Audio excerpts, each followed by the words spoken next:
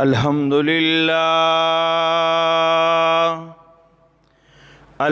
لله نحمده ونستعينه ونستغفره ونؤمن به ونتوكل عليه ونعوذ بالله من شرور أنفسنا ومن سيئات أعمالنا من يهده الله فلا مضل له ومن يضلله فلا هادي له ونشهد أن سيدنا وسندنا وحبيبنا وحبيب ربنا ومولانا محمدًا عبده ورسوله. أما بعد فأعوذ بالله من الشيطان الرجيم. بسم الله الرحمن الرحيم. يا أيها الذين آمنوا كتب عليكم الصيام كما كتب على الذين من قبلكم لعلكم تتقون. قال الله تعالى في مقام آخر: شهر رمضان الذي أنزل فيه القرآن هدى للناس وبينات من الهدى والفرقان فمن شهد منكم الشهر فليصمه ومن كان مريضا أو على سفر فعدة من أيام أخر يريد الله بكم اليسر ولا يريد بكم العسر ولتكملوا العدة ولتكبروا الله على ما هداكم ولعلكم تشكرون. قال النبي صلى الله عليه وآله وسلم: من صام رمضان إيمانا واحتسابا غفر له ما تقدم من ذنبه، أو كما قال عليه الصلاة والسلام. قال الله تعالى في شأن حبيبه: إن الله وملائكته يصلون على النبي يا أيها الذين آمنوا صلوا عليه وسلموا تسليما. اللهم صل على محمد وعلى آل محمد كما صليت على إبراهيم وعلى آل إبراهيم إنك حميد مجيد. اللهم بارك على محمد وعلى آل محمد كما باركت على إبراهيم وعلى آل إبراهيم إنك حميد مجيد.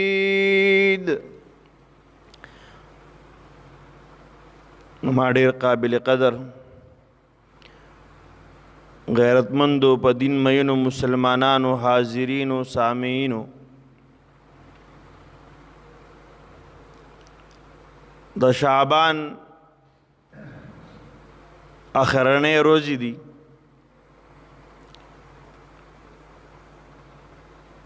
دا میاشت په ختمېدو ده.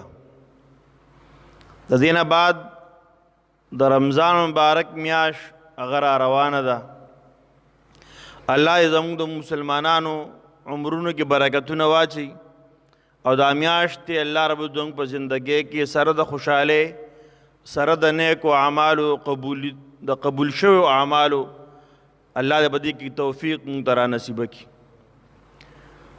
محترم حضرت سلمان فارسی رضی اللہ تعالیٰ عنہ د جناب نبی کریم صلی اللہ علیہ وآلہ وسلم نے یو حدیث نقل کی فرمائی کہ جناب نبی کریم صلی اللہ علیہ وآلہ وسلم د شعبان په آخرنۍ ورځ باندې مونږ ته واعظ او نصیحت وکړو.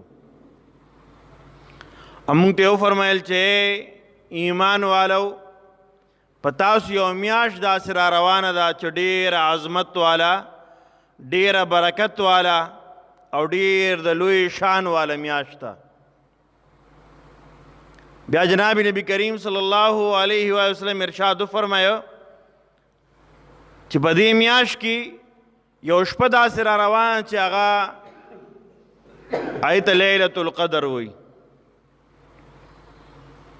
بیا جناب نبی کریم صلی الله علیه وآلہ وسلم ارشاد فرمایو چې څوک په دې میاشت کې یو نفل عملو کې الله رب العزت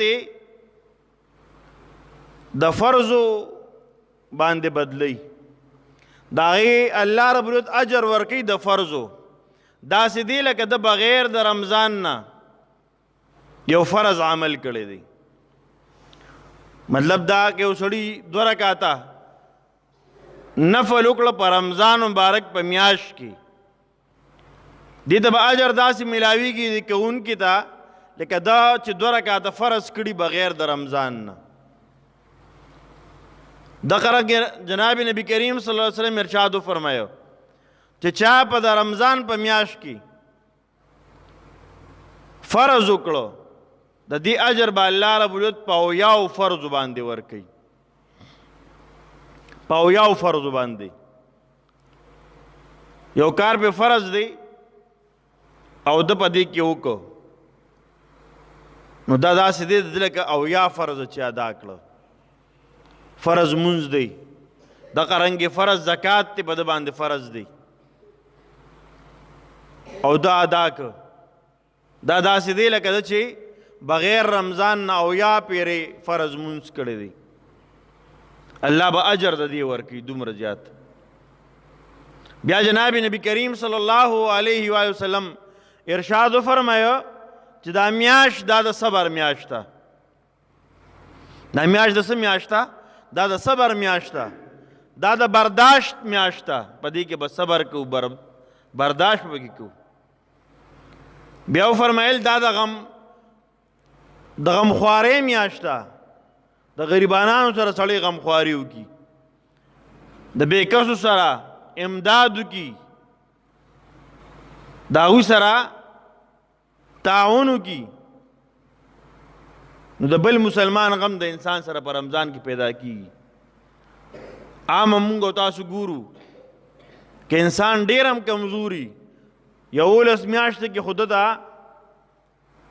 شیطان ورپسې، خو د رمضان په میاشت کې د سره د خپل ګاونډي غریب خیال پیدا شي، غم پیدا شي، د خپل وس مطابق د هغه سره امداد کوي. بیا جناب نبی کریم صلی الله علیه وسلم ارشاد فرمایو څوک چې په دې رمضان په میاشت کې یو مسلمان ته د روژه ماتي وکړي، روژه ماتي یو مسلمان دغه د روژه ماتي بندوبست وکړي، روجه پې ماته کی، وی الله رب العزت په ده ته دومره اجر ورکوي څومره چې دی روژهدار ته میلاویږي. دومره اجر به دی چا چې روژه پې ماته کړه، د روژه ماتي بندوبست یې وکړو، دومره اجر به الله ورکوي. محترمو دا د الله رب العزت نعمتونو والا میاشت ده، برکتونو والا میاشت ده. خصوصاً که انسان سوچو کہ دا د مومن مسلمان د پاره یو سیزن دی د نیکو اعمالو. څنګه زموږ کاروباري خلک اچار والا ځان له د سیزن وایي، ډېرې پیسې ګټي. د ټیلرانو خپل سیزني چې ډېرې کپړې وګنډي، ډېرې پیسې وګټي. دا هر چا خپل خپل سیزني. محترمو د مسلمان د پاره دا یو سیزن دی د نیکو اعمالو. او حدیث مبارکو کې راځي په دې میاشت کې جناب نبی کریم صلی الله علیه وسلم فرمایي په دې میاشت کې شیطانان الله رب العزت سرکش شیطانان دا قید کوي تړي گرفتار شي دا د مؤمنانو مسلمانانو ته دا سرکش شیطانانو نه الله رب حفاظت نصیب کی.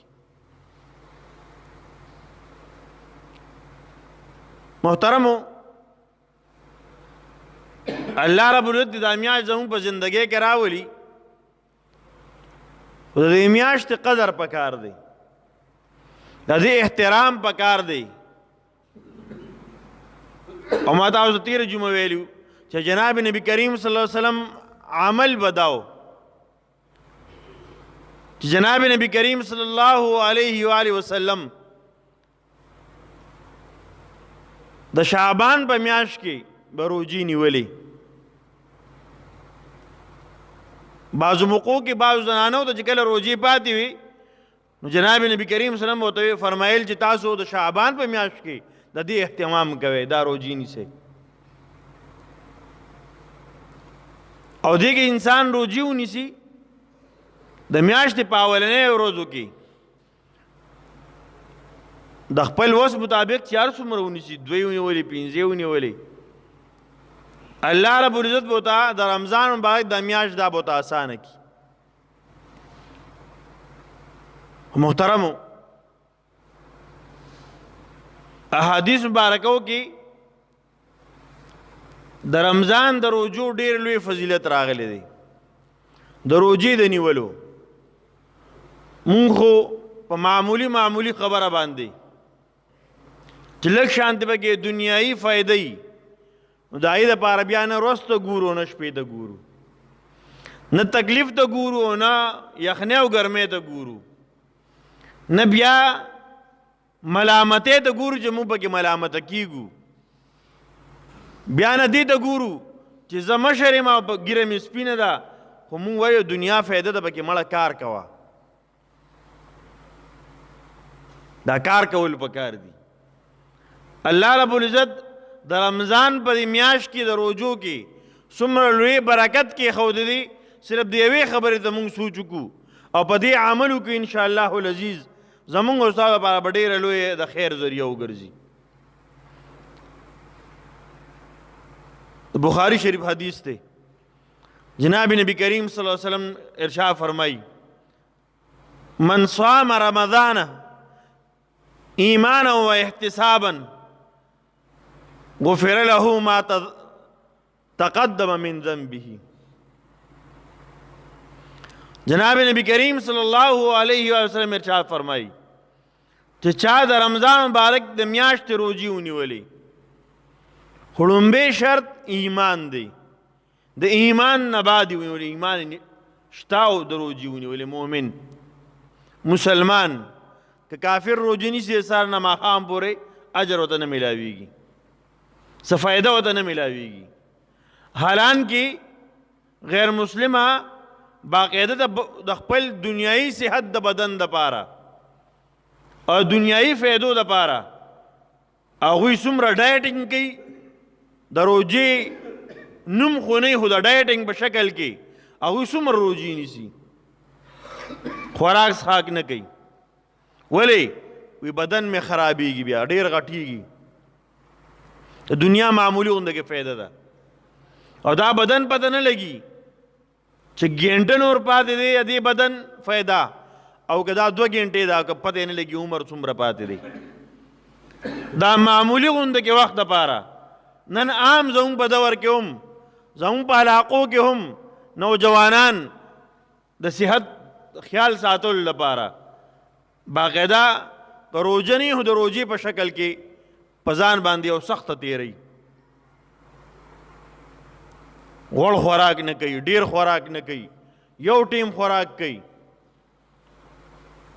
مخکې ورځ کې یو کس سره میلاو شوم ما ته وایي ما خپل وزن د 105 کیلو نه 105 کیجي نه ما خپل وزن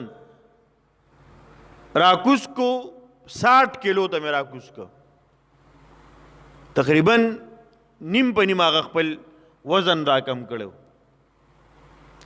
ما ته ما ونه پیژندې ما د هغه نه د هغه د مونږ تپوس کو ما ته زه هم که نه مې په ډېرو لږو روزو کې د دا ولې بیمار شوی نه بیمار نه وم ما ډایټینګ شروع کړی دی ما خبرې مقصد دا دی محترم مونږ د دنیا د فایدې دپاره یا د معمولي غونډه کې چې زه به سمارټ ښکارم ښایسته به ښکارم ډېر به غټ نیم د دې دپاره مونږ سخت خلک تېروي په ځان تکلیف تېروي خو محترمو که انسان دې فایدې ته وګوري چې زما الله رب العزت مخکني ګناهونه معاف کوي او دې لپاره زه د الله رب العزت د رضا لپاره د ثواب په نیت باندې زه روجې ونیسم انشاءالله العزیز زما به الله پاک ګناهونه معاف کړي څومره لوی فایده ده روژه نیولو باندې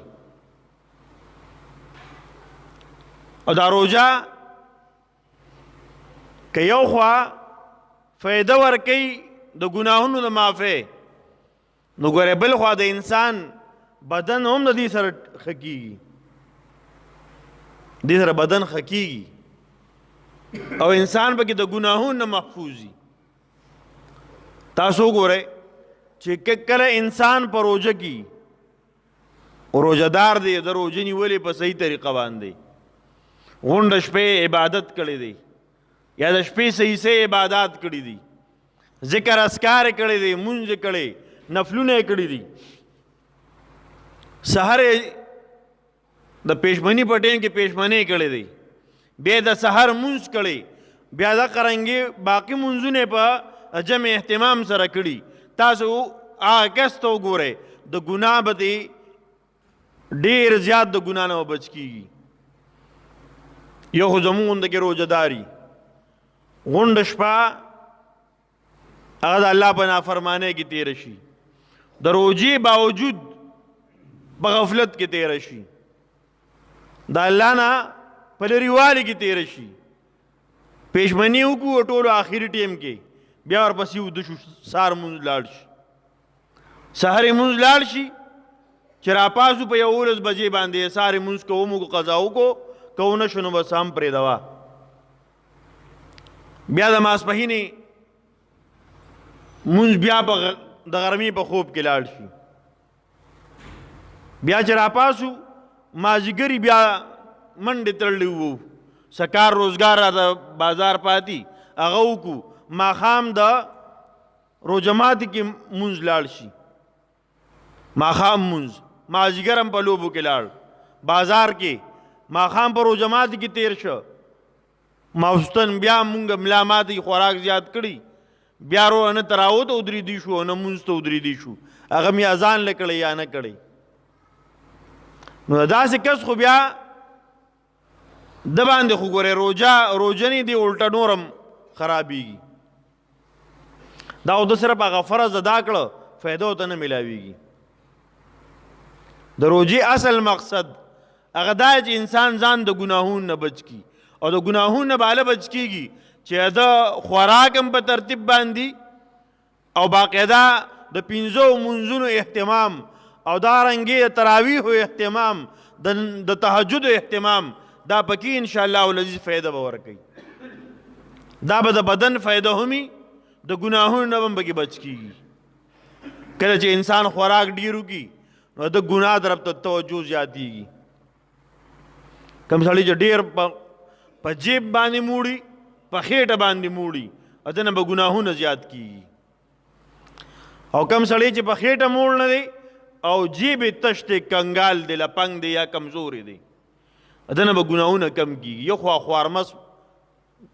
خوارمس سړي ازره په جیب کې سم نه اوس آرامیتوب به کېږي او بېله خبره ده خو زیات عموما چې ګناه د انسان نه کېږي په جیب پیسه برابري په خېټه خوراک برابري دې ډېر ګناهونه کوي او دا روژه داسې عمل دی چې انسان نفس د دې سره وږي شي نفس د رګړه ورکې دی به وږي کې په نیکو اعمالو باندې د باندې خوراک مه کوه بیا دې ګناه طرف ته توجه نه کوي ګناه طرف ته اړه نه مایله کېږي بیا چېرته که ذکر نشي کولی یو سیټ ته غلی پروت خو د نوارۍ کارونه بیا نه کوي دا د رمضان مبارک یو داسې فایده ده چې موږ تاسو ته الله پاک راکوي.